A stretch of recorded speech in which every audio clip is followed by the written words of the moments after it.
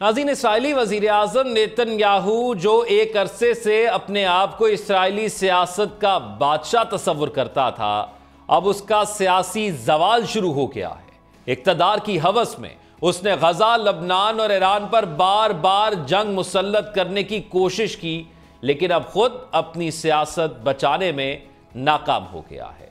उसकी हुकूमत को इस वक्त शदीद बहरान का सामना है, क्योंकि उसकी इत्तेहादी जमातों ने उससे नाता तोड़ लिया है। अब वो इसराइली पार्लियामान में अक्सरियत खो चुका है और उसके वजीर आजम के ओहदे पर फाइज रहने पर सवालात उठने लगे हैं। नाज़रीन, इसराइल की 120 रुकनी पार्लियामान में हुकूमत बनाने के लिए किसी भी जमात या इत्तेहाद को कम से कम 61 नशस्तों की जरूरत होती है। नेतन्याहू की जमात लिकुद पार्टी के पास इस वक्त सिर्फ 32 नशस्तें हैं और उसके इत्तेहाद में शामिल दीगर 7 जमातों के साथ मजमूई तादाद 71 थी।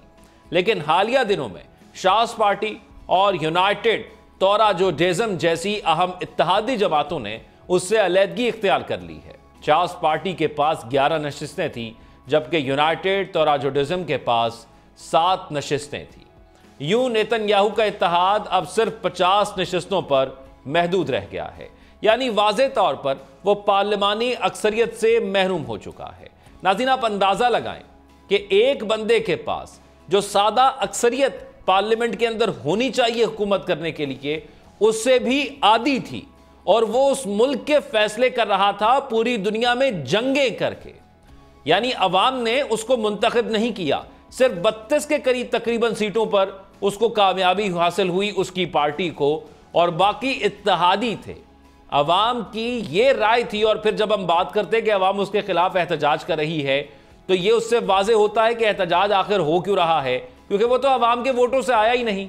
वो तो एक टेक्निकलिटी के थ्रू अपने इस वजीर आजम की कुर्सी पर बैठा हुआ था। नाज़रीन, ये सूरत हाल उस वक्त सामने आई जब अल्ट्रा आर्थोडॉक्स जमात ने लाजमी फौजी खिदमात पर हुकूमत से इख्तलाफ करते हुए अलहदगी का ऐलान किया।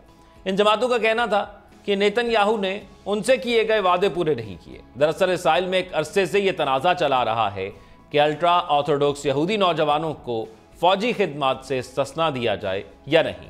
नेतन्याहू ने इब्तदा में इन जमातों को अपने साथ रखने के लिए वादे किए, लेकिन अब इन वादों की खिलाफ वर्जी पर यह इत्तेहाद टूट गया है। इसराइली कानून के तहत जब कोई वजीर आजम पार्लियामेंट में अक्सरियत खो देता है तो अपोजिशन उसे तहरीक अदम एतमाद के जरिए हटा सकती है। नेतन्याहू की मौजूदा सूरत हाल यही जाहिर करती है कि अगर अपोजिशन तहरीक अदम एतमाद पेश करे तो उसके कामयाब होने के कवी इम्कानात हैं, क्योंकि हुकूमत अब अकलियत में है। ताहम नेतन्याहू अब भी तकनीकी तौर पर वजीर आजम है जब तक कि उसे बाज़ाब्ता तौर पर एतमाद का वोट ना दिया जाए या तहरीक अदम एतमाद के जरिए उसे हटाया ना जाए। इस वक्त अपोजिशन रहनुमा भी यही मौक़िफ़ अपनाए हुए हैं कि नेतन्याहू की हुकूमत अब किसी भी किस्म के कौमी फैसले करने की मजाज नहीं। अपोजिशन के मुताबिक यह हुकूमत गजा के मुस्तकबिल शाम या सऊदी अरब के साथ किसी मुआहदे या किसी भी स्ट्रैटेजिक पॉलिसी पर फैसला नहीं कर सकती। अपोजिशन ने मौजूदा हुकूमत को नाजायज हुकूमत करार दे दिया है। इस सियासी बहरान के दौरान एक और अहम पहलू नेतन्याहू के खिलाफ जारी बदउनवानी के मुकदमात हैं। नेतन्याहू पर रिश्वत, धोखाधड़ी और एतमाद की खिलाफ वर्जी के कई इल्जामात हैं। उस पर इल्जाम है कि उसने मुख्तलिफ कारोबारी शख्सियात से तहाइफ लिए, मीडिया कवरेज के बदले फवायद दिए और जाती मफादात के लिए रियासती इदारों को इस्तेमाल किया। उसके खिलाफ 3 बड़े मुकदमात जारी हैं, जिन्हें केस 1000, केस 2000 और केस 4000 के नाम से जाना जाता है। केस 1000 में नेतन्याहू पर इल्जाम है कि उसने ऑस्ट्रेलवी अरबपति जेम्स पैकर और इसराइली हॉलीवुड प्रोड्यूसर आर्नोन मिल्चन से कीमती तहाइफ वसूल किए। इन तहाइफ में सिगार, शैंपेन और जेवरात शामिल थे, जिनकी मालियत लाखों शेकल में बताई जाती है। केस 2000 में उस पर इल्जाम है कि उसने इसराइल के एक मारूफ अखबार यदयूत अखनोत के मालिक से यह वादा किया कि अगर वो उसके हक में बेहतर कवरेज करे तो वो उनके मद्दे मुकाबिल अखबार इसराइल ह्यूम को महदूद करने के लिए कानून साजी करेगा। केस 4000 सबसे संजीदा मुकदमा है, जिसमें नेतन्याहू पर इल्जाम है कि उसने टेलीकम्युनिकेशन कंपनी के मालिक शाउल अल्विच को कारोबारी फवायद दिए। उसके बदले उसकी न्यूज़ वेबसाइट पर नेतन्याहू और उनके खानदान के लिए मुस्बत खबरें चलाई गई। ये तमाम इल्जामात ऐसे वक्त में हैं जब नेतन्याहू अपने सियासी वजूद को बचाने के लिए हाथ पांव मार रहा है। कई सियासी तज्जिया निगारों के मुताबिक नेतन्याहू ने इन इल्जामात से बचने के लिए ही सख्त गीर जमातों के साथ इत्तेहाद किया और अपने सियासी असर रसूख को इस्तेमाल करते हुए अदलिया में इस्लाहात लाने की कोशिश की। इन इस्लाहात का मकसद यह था कि अदालतों की ताकत कम की जाए ताकि उसके खिलाफ मुकदमात को सियासी मुदाखलत से रोका जा सके। नाज़रीन, नेतन्याहू का सियासी करियर जो है वो कई दहाइयों पर मुहित है। वो 1949 में पैदा हुआ और पहली बार 1996 में इसराइल का वजीर आजम बना। उस वक्त वो इसराइल का सबसे कम उम्र वजीर आजम था। वो 1999 तक इस ओहदे पर फाइज रहा। उसके बाद एक अरसे तक उसने अपोजिशन की सियासत की और दोबारा 2009 में वजीर आजम बना।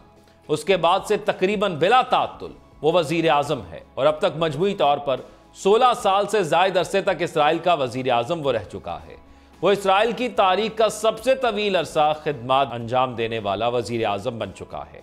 नेतन्याहू की सियासत का आगाज लिकुड पार्टी से हुआ जो एक दाएं बाजू की कौम परस्त जमात है।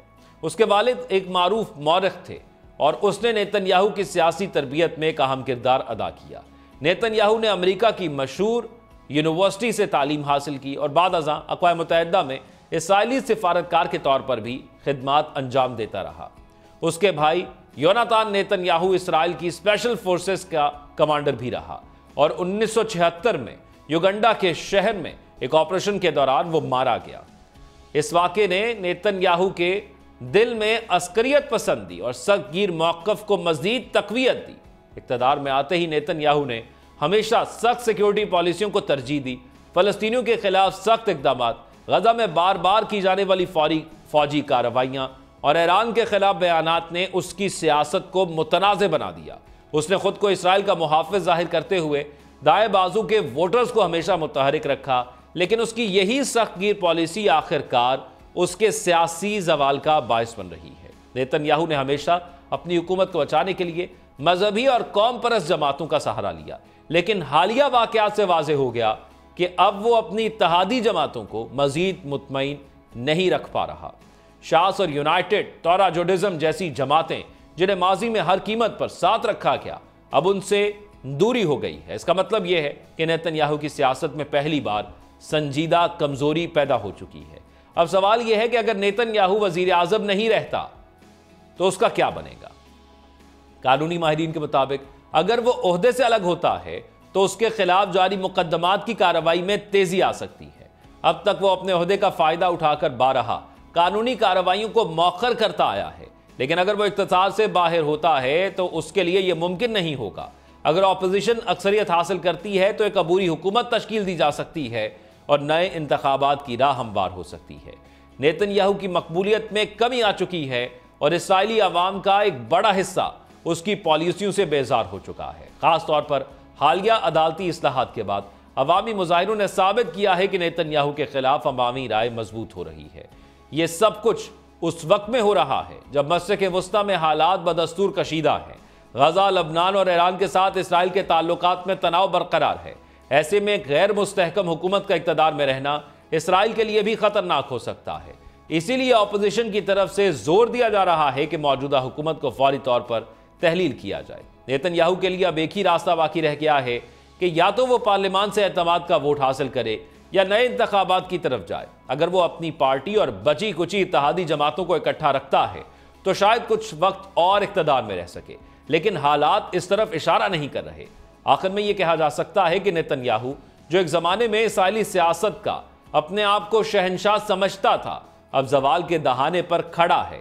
उसकी तवील सियासी सफ़र जो अस्करियत, सख्तगिरी और दाएं बाजू की कौम परस्ती से इबारत थी, अब इख्तिताम के करीब है। बदउनवानी के इल्ज़ामात, इत्तेहादियों की नाराज़गी और अवामी मुखालफत ने उसे इस मकाम पर पहुंचा दिया है जहां उसके लिए इक़्तिदार का दवाम अब मुश्किल नहीं रहा। यह वक्त इसराइली अवाम और सियासतदानों के लिए भी एक आजमाइश है कि वो आइंदा किस किस्म की क़यादत को मुंतखब करते हैं और क्या इसराइल जमहूरियत, कानून की बालादस्ती और इंसाफ पर मबनी निज़ाम की तरफ वापस जा सकता है या नहीं।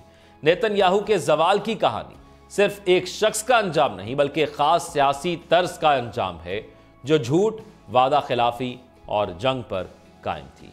आप अपनी राय से कमेंट सेक्शन में आगाह कीजिएगा। अपना ख्याल रखिएगा। अल्लाह हाफिज।